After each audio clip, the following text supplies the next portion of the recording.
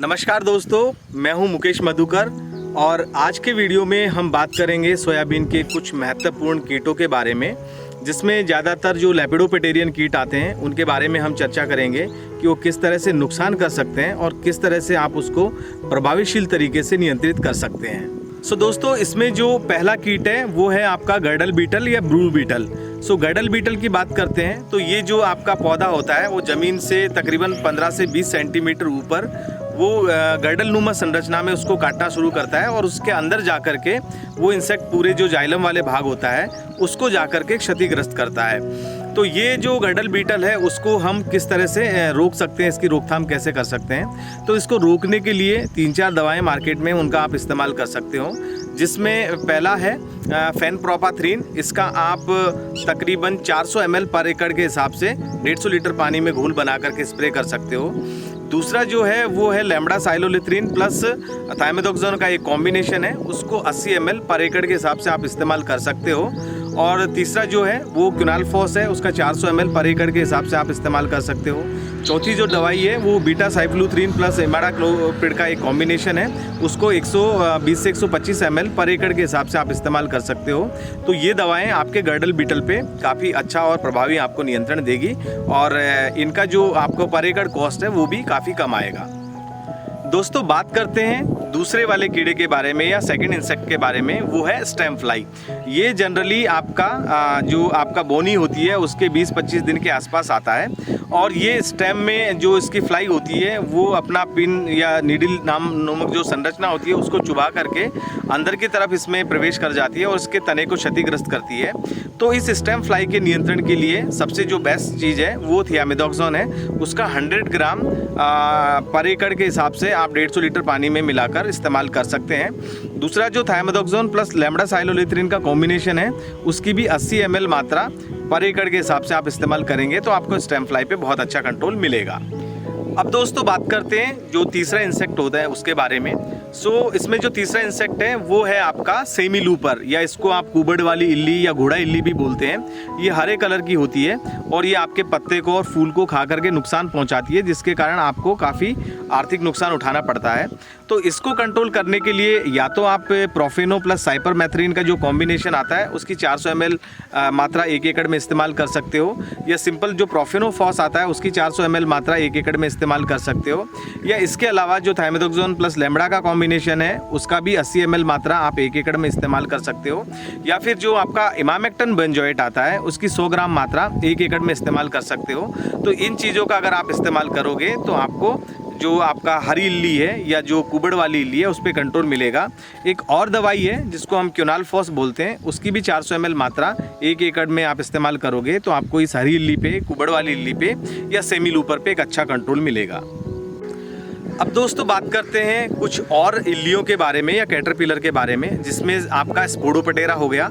इसमें स्पोडोपटेरा की 2 स्पीसीज़ हैं, स्पोडोपटेरा एक्जिगुआ या स्पोडोपटेरा लिटूरा। आजकल जो मक्का में आने वाला स्पोडोपटेरा फ्रूजीफर्डा है वो भी सोयाबीन की फसल पे आक्रमण कर सकता है। इसके अलावा हेलियोथिस भी आपके खेत में आ सकता है। तो कई बार ये देखा गया है कि उसमें आपका सेमी लूपर भी है, स्पोडोपटेरा भी है और हेलियोथिस भी है, और कई बार हेरी कैटरपिलर का भी अटैक होता है जिसको आप अपनी भाषा में कामलिया कीट भी बोलते हैं। तो इन तीनों चारों इल्लियों का एक साथ जब आक्रमण होता है तो उस दौरान हमको किस तरह की दवा का इस्तेमाल करना चाहिए ताकि हमको बहुत अच्छे से उस पर कंट्रोल मिले। दोस्तों, कई बार ये किसान भाइयों ने देखा है कि वो चाहे क्लोरांटानिलिप्रोल डालें या फिर इमामेक्टिन बेंजोएट डालें, जितनी भी तरह की दवाएं डालते हैं उसके बाद में भी ये कंप्लेंट आती है कि हमारे यहाँ पे जो इल्लियाँ हैं वो नहीं मरी है या इल्लियाँ पूर्णतः से ख़त्म नहीं हुआ है। तो पहले तो हमको ये समझना पड़ेगा कि ये इल्लियाँ ख़त्म क्यों नहीं होती है। दोस्तों, जो भी आप सिस्टमिक दवाएँ डालते हैं, चाहे क्लोरफ्लोआजुरोन हो या फिर क्लोरांटानिलिप्रोल हो, इन दवाइयों से भी इल्ली कई बार नहीं मरती है, क्योंकि ये जो दवाएं हैं वो सिस्टमिक नेचर की होती हैं। और जब आपका कॉम्प्लेक्स अटैक तीनों चारों इल्लियों का एक साथ अटैक होता है उस दौरान आपके खेत में हो सकता है कि आपका जो इल्ली अंडे से जब बाहर निकलती है उसके बाद उसका 5-6 स्टेजेज होती हैं, जिसमें पहला इंस्टार, दूसरा, तीसरा, चौथा, पाँचवा या 6 इंस्टार तक उसमें बनते हैं। सो जनरली होता क्या है कि जब 5वां या 6ठा इंस्टार बनने वाला होता है उस दौरान आपका इल्लियाँ खाना बंद कर देती है, यानी कि उनकी जो फीडिंग हैबिट होती है वो बंद हो जाती है, क्योंकि वो प्यूपेशन में जाने वाले अवस्था में होती है। तो ऐसी अवस्था में जब हमने सिस्टमिक दवा डाली है, तो सिस्टमिक दवा जब पौधे को खाएगा या पत्ती को खाएगा तभी उसके शरीर में वो जहर पहुंचेगा, जिसके कारण इल्ली मरेगी। तो जब वो फीडिंग हैबिट ही बंद कर देता है तो आप सिस्टमिक दवा डालेंगे तो वहाँ पे जो मोटी वाली इल्ली है या बड़ी वाली इल्ली है उसके मरने की प्रॉब्लम आ सकती है कि वो इल्ली आपके खेत में नहीं मरती है। तो ऐसी अवस्था में हमको एक कॉम्बिनेशन का इस्तेमाल करना पड़ेगा, जिसमें आपका सिस्टमिक दवा के साथ में एक कॉन्टैक्ट पॉइजन भी जाना चाहिए, जिससे कि आपके तमाम तरह की इल्लियाँ किसी भी स्टेज की हो वो पूर्णतः ख़त्म हो जाए। और कुछ ओविसाइडल एक्शन वाली दवा भी हम इस्तेमाल करेंगे तो वहाँ पे अंडे का भी खात्मा होगा। तो अब बात करते हैं कि इसमें हम कौन सी दवा का इस्तेमाल कर सकते हैं। तो दोस्तों अब बात करते हैं कि ये तमाम तरह की जो इल्लियाँ हैं, चाहे कांबलिया कीट हो, तंबाकू इल्ली हो या आपका घोड़ा इल्ली हो, या सभी तरह की इल्लियाँ, और उसमें हर एक स्टेज की इल्लियाँ हो, उनको पूर्णतः हम ख़त्म किस तरह से कर सकते हैं, किस तरह की दवाओं का हम चुनाव करें। सो दोस्तों अगर आप सिस्टमिक में जैसे कि आप इमामेक्टिन बेंजोएट डाल रहे हैं या क्लोरेंटानिलिप्रोल डाल रहे हैं या क्लोरफ्लोआजुरोन डाल रहे हैं, ये दवाओं के साथ में अगर सभी तरह की इल्लियों का प्रकोप है तो आपको इनके साथ में एक कॉन्टैक्ट पॉइजन भी डालना पड़ेगा। सो बात करते हैं कौन कौन सी दवा डाल सकते हैं। तो अगर आपने इमामेक्टिन का इस्तेमाल किया है, यानी कि 100 ग्राम पर एकड़ के हिसाब से आप इमामेक्टिन बेंजोएट का इस्तेमाल करें। उसके साथ में 400 ml पर एकड़ के हिसाब से या तो आप क्विनालफॉस का इस्तेमाल करें, या 400 ml पर एकड़ के हिसाब से आप प्रोफेनोसाइपर का इस्तेमाल करें, या 400 ml पर एकड़ का प्रोफेनो सिंपल का आप इस्तेमाल करें, या साइपरमेथ्रिन का 400 ml पर एकड़ के हिसाब से आप इस्तेमाल करें। तो इमामेक्टिन के साथ में इन चीज़ों का इस्तेमाल करना बहुत ज़रूरी है ताकि आपको सभी तरह की इल्लियों पर एक साथ कंट्रोल मिले। दूसरा हम बात करते हैं, अगर हम क्लोरेंटानिलिप्रोल डालते हैं तो तमाम तरह का जो भी मैंने अभी आपको कॉन्टैक्ट पॉइजन वाली दवाएँ बताई हैं, तो 60 ml पर एकड़ के साथ में जो क्लोरेंटानिलिप्रोल है उसके साथ में आपको या तो क्विनालफॉस या प्रोफेनोसाइपर या प्रोफेनोफॉस या फिर आपका जो साइपरमेथ्रिन है उसका इस्तेमाल आपको करना पड़ेगा, तभी जा कर के इन इल्लियों पे आप नियंत्रण पा सकते हैं।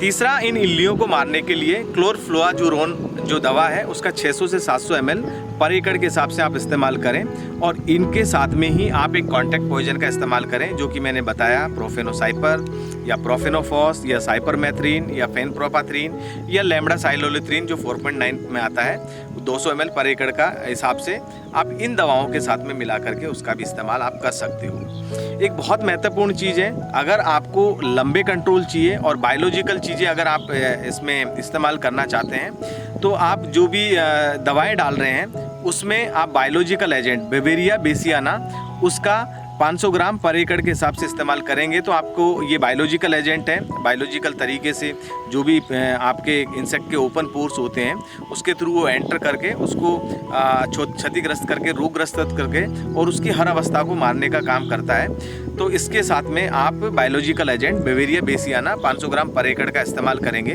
तो आपको लंबी अवधि तक रिजल्ट मिलेंगे और एक अच्छे परिणाम मिलेंगे। तो दोस्तों इन तमाम तरह की दवाओं का इस्तेमाल करके आप एक लंबा परिणाम पा सकते हैं और हर एक तरह की इल्ली पे भी काबू पा सकते हैं। जो कभी कभार आने वाला इसमें और इंसेक्ट है वो है आपका वाइट फ्लाई या फिर माइट्स। तो वाइट फ्लाई या माइट की कभी कभार ही दस्तक होती है और ये आखिरी में जो आपका लास्ट अगस्त होता है या हार्वेस्टिंग से तकरीबन 20-25 दिन पहले तक ये अवस्था आती है जिसमें आपका कभी कभार मकड़ी का या वाइट फ्लाई का अटैक होता है। तो ऐसी अवस्था में अगर वाइट फ्लाई का अटैक हो रहा है तो आप जो सिंपल एसिटामाप्रिड आता है या थाइमेथोक्सोन आता है उसका 100 ग्राम मात्रा 1 एकड़ में इस्तेमाल कर सकते हैं। थाइमेथोक्सोन भी 100 ग्राम ले सकते हैं और एसिटामाप्रिड भी 100 ग्राम ले सकते हैं। तो इस पर आपको वाइट फ्लाई कंट्रोल होगी। और कभी कभार अगर आपको मकड़ी की शिकायत आती है तो आप सल्फ़र डस्ट का या सल्फ़र वाले फंजीसाइड का यूज़ करेंगे तो वो दोनों काम करेगा। आपका ऑयल कंटेंट भी बढ़ाएगा, फंगस को भी कंट्रोल करेगा और मकड़ी को भी कंट्रोल करेगा। इसके अलावा अगर मकड़ी का ज़्यादा शिकायत है तो उस अवस्था में आप मकड़ी के लिए आप जो प्रोपारजाइट आता है उसका 300 से 400 ml मात्रा 1 एकड़ में इस्तेमाल कर सकते हैं। तो उसमें आपके मकड़ी भी कंट्रोल हो जाएगी। तो दोस्तों ये थी जानकारी जो आपके सोयाबीन की फसल है उसमें लगने वाले हर कीट के बारे में, कौन सी अवस्था में आप कौन सा दवा का इस्तेमाल करके और आप अपने खेत को या अपनी फसल को कीड़ों से बचा सकते हो और एक बेहतर उत्पादन ले सकते हो। सो दोस्तों, खेती से संबंधित अगर आपको कोई परेशानी है या कोई सुझाव चाहिए तो आप हमारी ग्रामोफोन टीम से संपर्क कर सकते हो और हमारे टोल फ्री नंबर पर संपर्क करके हमसे सलाह ले सकते हो। धन्यवाद।